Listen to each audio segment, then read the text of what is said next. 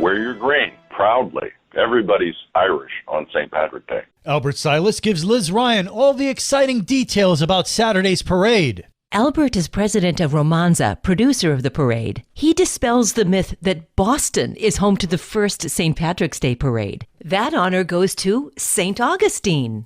It's the first St. Patrick parade in the world.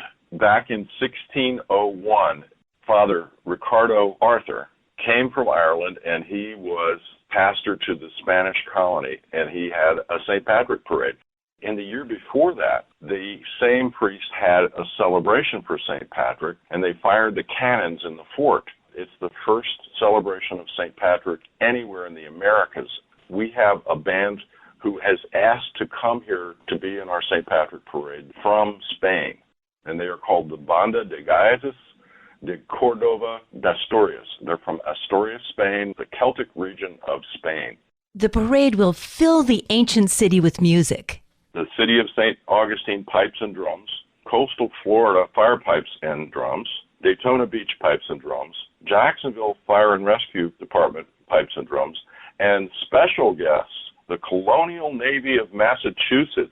The parade begins at 10 a.m. on Saturday, same day as day one of the Celtic Festival. It starts at Francis Field, goes all the way around the center of downtown, and comes back to Francis Field. And you can follow the parade to the Celtic Festival. As a matter of fact, if you follow the bagpipe bands, they will be leading right to the front gate of the Celtic Festival, where they go in after the parade and have a giant bagpipe jam. It's crazy, but it's fun. For St. Augustine's Local Morning News, I'm Liz Ryan. This local news is a service of your hometown Toyota dealer, Beaver Toyota US 1 St. Augustine, here to wow you.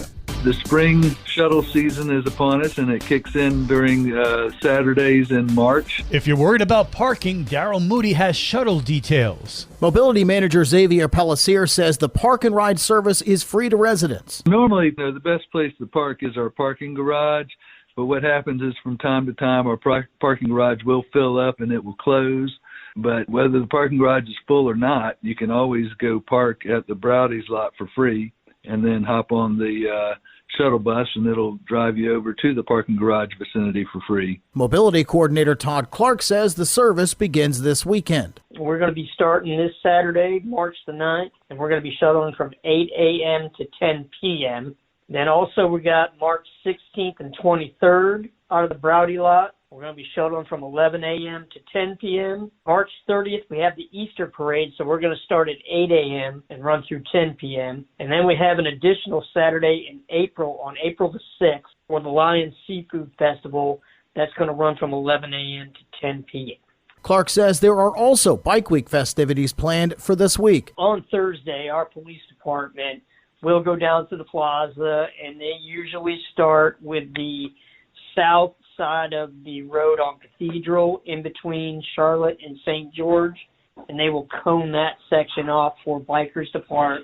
And it can extend down to the west on Cathedral to the next section, which is in between St. George and Cordova Street. For more information, visit citystaug.com. For St. Augustine's Local Morning News, I'm Darryl Moody.